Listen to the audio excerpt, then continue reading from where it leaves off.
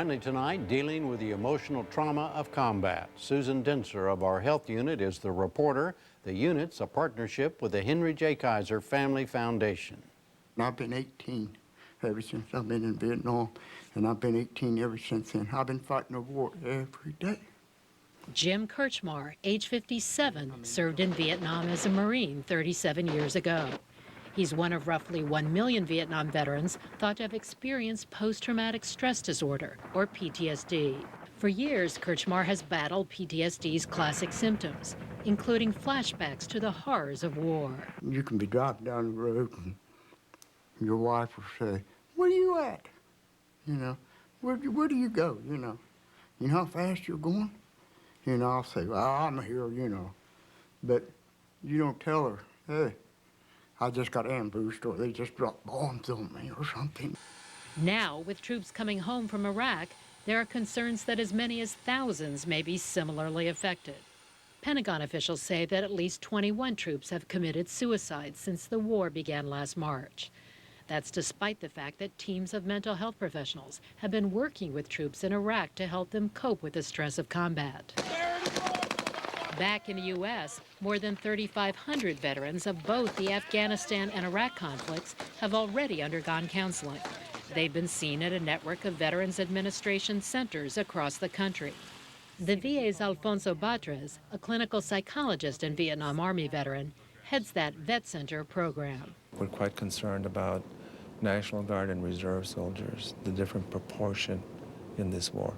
We want to be prepared for that population because they're going to be exposed and put in harm's way in a higher number than they ever have before. Psychiatrist Robert Ursano is an expert in post-traumatic stress disorder at the Uniformed Services University of the Health Sciences. Located in Bethesda, Maryland, it's the military's medical school. Throughout time, the responses to war have been called different things. In the Civil War, it was called nostalgia. In World War I, PTSD was called shell shock. In World War II, it was called combat fatigue. Beginning in the 1980s, we used the term PTSD.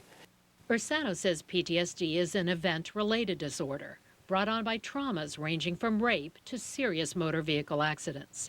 In many people, these stresses somehow alter brain chemistry and produce such PTSD symptoms as nightmares, anxiety, social withdrawal, and even depression. Far and away, one of the strongest triggers of PTSD is exposure to combat.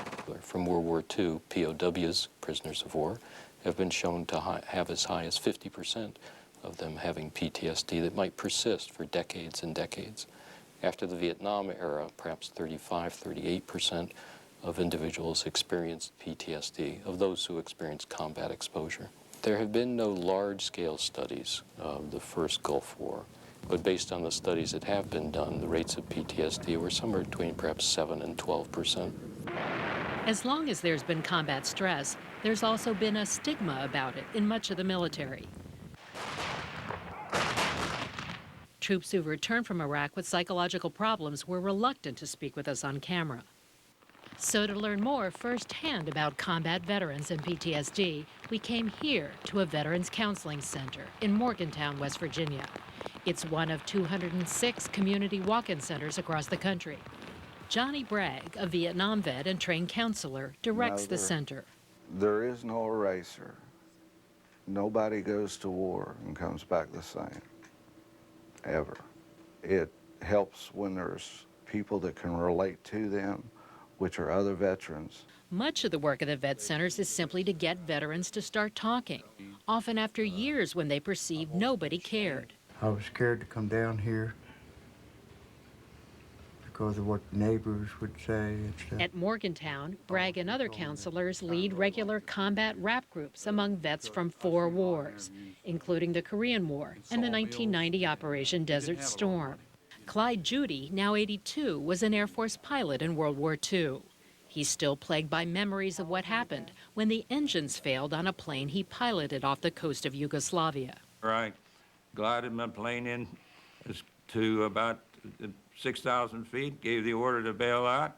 One man's chute didn't open up and fell 6,000 feet into the sea to his death. The second person, the helpers, heard him hauling for help and thought a shark had gotten him. Judy was eventually rescued by the Navy. Some 50 years later, and after suffering for all those decades, he was finally diagnosed with PTSD. What are the pieces of it that come back to you over and over again? Seeing the faces of the oldest man in my crew, the Italian waist gunner that his chute didn't open up. I see that fella. I see the other, the radio operator that got eaten by a shark. It bothers me. And I just try to think, well, what could I have done to save the lives of those fellows? Jim Wolfe is one of many veterans who speak as though the events that traumatized them happened yesterday. Wolfe was a Marine in Vietnam when he went on a search and destroy mission to one village. When I'd blowed up the village, shrapnel would hit the baby in the chest, and it had a sucking chest wound. It had died, and its mother was screaming and looking at everybody, and I knew I just did that. So I felt so bad about it that me and a friend of mine, Larry Slauson, he was my squad team leader, we'd buried the baby and took our boots and cut the shoestrings off, made a cross and everything, and buried the baby. There's an experience of when children die of not only losing a life, but also losing a picture of the future. And I think we all experience that. One way of thinking about PTSD is that it's actually a disorder of forgetting. It's not a problem of remembering. It's that we're unable to forget. Ursano and other PTSD experts say it isn't known why some who experience trauma suffer PTSD, while others don't. It's also not clear why some people recover from PTSD after a number of months, while still others experience the symptoms for years. Most of the vets with PTSD whom we met at Morgantown were long-term sufferers. Many, like Larry Neisel, diagnosed 3 decades after he served in Vietnam, are taking antidepressant medication. I've been on, I'd probably say 20 different antidepressants, and just all the clorazepam, the trazodone. I've been through the whole gauntlet. Many of the vets have been in and out of hospitals, marriages, drug and alcohol treatment centers. I medicated myself with whiskey, beer, and everything for years. And then I come here, they said, Johnny Bragg said, hey, that's not the way you do it. Veterans also told us they'd had to quit their jobs when the suffering became too great. As a result, many now collect roughly $25,000 a year in PTSD-related compensation payments from the VA. I didn't ask for that check. And if you want to jump in my head and live how I live, I'll give you the check and I'll go back to the coal mines and make my $60,000 a year if I could sleep, if I could get along with people and not get wild and crazy. Morgantown Vet Center Director Bragg says the similarities between the Iraq conflict and the wars the veterans fought have in many cases worsened their symptoms. You're starting to hear the phrase guerrilla war a whole lot more. The weapons are becoming the same as they were in Vietnam. Rocket-propelled grenades, command-detonated mines, the casualties. Some of the vets told us that watching footage from Iraq had made them suicidal. And that was just the most recent time they've had such impulses. Did you all have that feeling? Did you all think about committing suicide at one point or another? Absolutely. Because we've all been there and done that. And that's what it did to us. The veterans offered this advice for returning troops. Tell those young guys that are coming back, sailors, airmen, Army, Air, or Marines, help's out there to get. Don't live with it for 30 years in here. Because by the time you live with it 30 years in here, you're pretty bad off. And for today's veterans, unlike those of some earlier wars, at least places like the vet centers will now be there to help.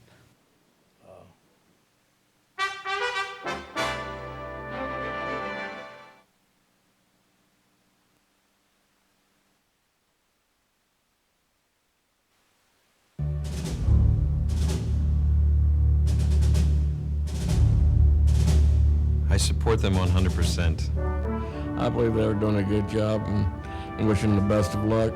They know how important their mission is. These are people who stood up and said, you can count on me. They never know from day to day what's going to happen. Always thinking that they might be under attack at any given moment. I think they're very brave for doing what they're doing. I just think about the sacrifices that they're having to make for us. They're helping spread freedom around the world. They're very, very brave. And I'm so proud of them. I would love to be there on the tarmac, waving a flag when they come home. Thank you. Thank you. Thank you. Thank you very much. Thank you. Thank you. Thank you. Thank you. Thank you very, very much from the heart.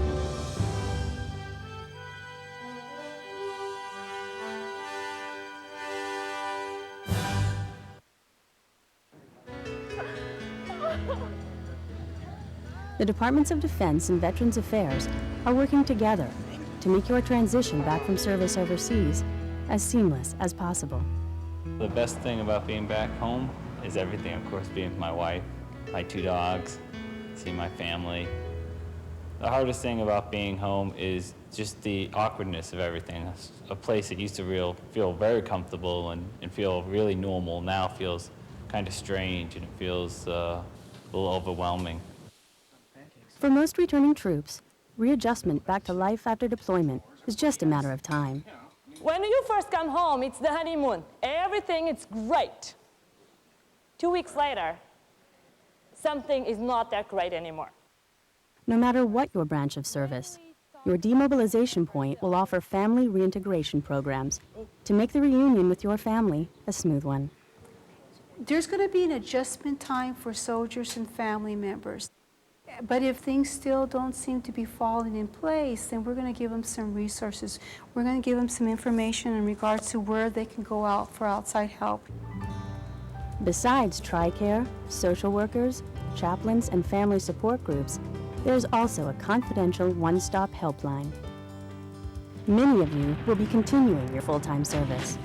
I'm glad to be back to the airborne community where I can get out and put my knees to the breeze and get out of some aircraft again.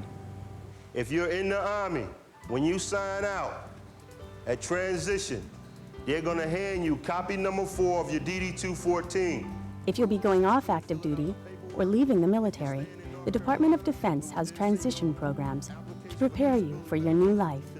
There's a lot of things that's gonna change once you start transitioning out the Army. A lot of stuff will hit you. You start thinking, where's your next paycheck's gonna come from? Where's your next dental plan's gonna come from? Medical. There's a lot of things that you have to take into consideration, especially if you have a family. Through briefings and workshops, you'll be advised of your post-service benefits and prepared for the job hunt in the civilian world. Always sell yourself as the best candidate for the job, okay?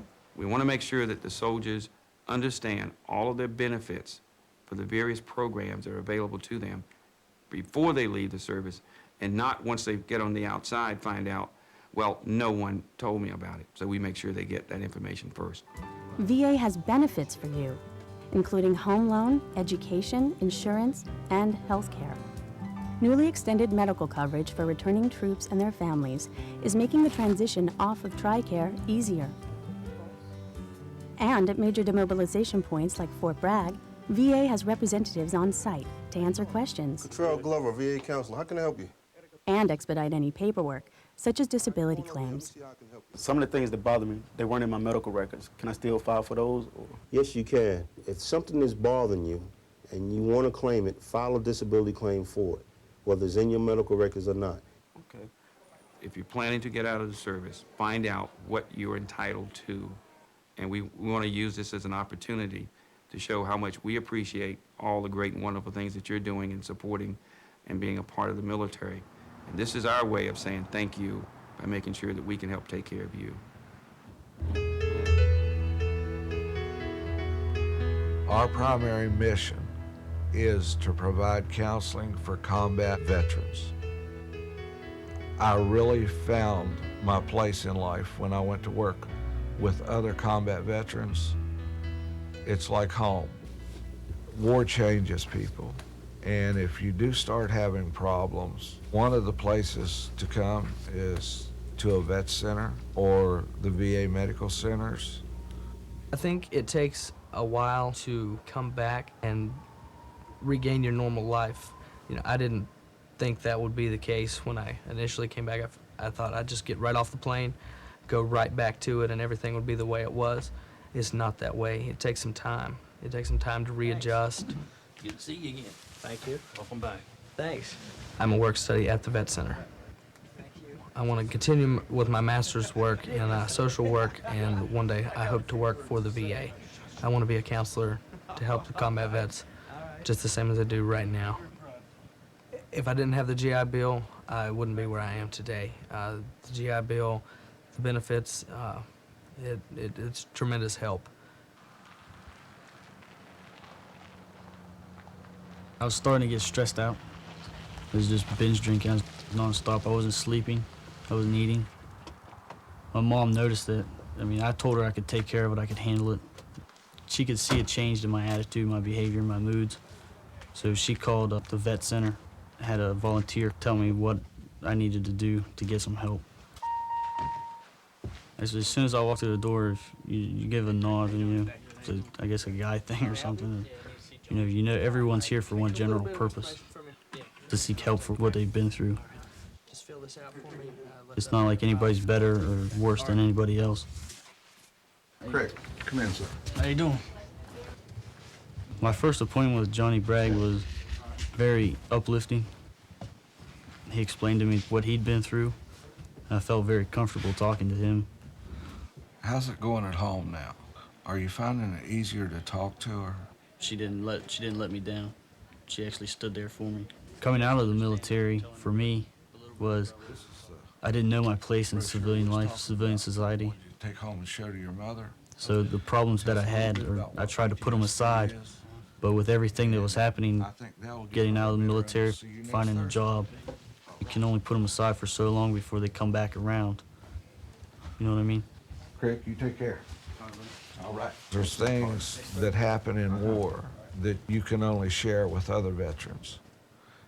And a lot of times just sharing those experiences stop them from becoming problems later on.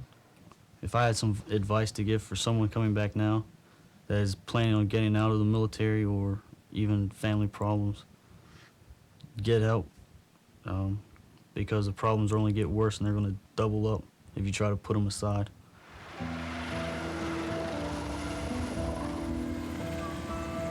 Well, I've been in critical care for 21 years, and I've been flying in a helicopter and taking care of trauma patients for 18. So the clinical trauma, the guts and the gore and all that fun stuff, I still love. When I was in Iraq, I saw Marines that were crying to their commanding officer, apologizing for getting hurt, afraid that that will have an impact on the rest of the unit. It made me so honored to even be near these young men. When they issued us our weapon, they said, well, you're going to have to keep it with you all the time. And I'm like, I'm going to keep this weapon with me all the time. I mean, take it to the bathroom, take it to the head. I'm not going to do that. They said, oh, yeah, you're going to have it with you all the time. And only a few months later, I couldn't sleep unless I had it right next to my face. That became the normal. So you can't expect when you first come back that things are going to click back to the way they were, because you aren't who you were when you left. Chris Buser, I'm one of the social workers here at the Baltimore VA. Nice to meet you. Please have a seat. At VA, our motto is, how can we help you now? We can worry about the paperwork later. And we've made sure that every new veteran has a point of contact. I want to also show you some information on other benefits that you might be eligible for. As the point of contact for the returning troops, part of my role is to help the veterans and the returning troops integrate into the system. I also work with the veterans in helping them gain access to VBA, the benefit side. And we have some of the telephone numbers in here for the different services, the health benefits, education benefits, and also some websites. So this is for you. Okay, thank you. The services that we provide within our healthcare system is really a very comprehensive and continuum care of services. We have state-of-the-art healthcare. As a matter of fact, the VA is setting the trends for healthcare industry in general across the country. We stand ready to serve veterans, no matter what war they've been in, what engagement, because that's our primary mission. I'm Andrea Van Horn. Nice to meet you. Nice to meet you. There are many, many things that the VA can offer veterans returning. And welcome home. Well, thank you very much. We have in our medical center a trauma treatment team, and we also have a military sexual trauma coordinator who is also a psychologist. So we consider ourselves to be trauma specialists and post-traumatic stress syndrome specialists. As a part of the services that we offer with the Women's Health Services is also some psychological counseling. Diana is a very strong and dedicated nurse. She felt as though she was responsible for all of the Marines that were working with her, all the nurses, and didn't want to let them down. I thought it would be best for the mission of caring for my Marines not to say anything. So she is coming to us for help to try to work out how she can put up with the early symptoms of this post-traumatic stress syndrome. I was fine, did my mission, took good care of my Marines, and now I'm going to take care of myself. That's why we're here. I'm a really strong person, and crummy things can happen to you, and it doesn't go away. Dinging it down and burying it, it's not going to go away. It's just going to creep out somewhere else. You'll end up yelling at your wife or kicking the dog, and you don't want that. So have someone help you fly out of the clouds. As you enjoy homecomings and reunions with your families and friends, please remember to use the services and benefits that are coming to you. In standing up for your country, you earned every one of them. And now we are proud to stand with you by your side. One more thing. Never forget how much your nation appreciates your courage and your commitment in defending freedom. A very warm welcome home. I would like to say welcome home. I've been there. I know the feeling. You'll be surprised at how much support you have. Thank you. Welcome home. Welcome home. Welcome home. Welcome home. Welcome home. Welcome home. Welcome home. We love you. Welcome home. Welcome home. Welcome home.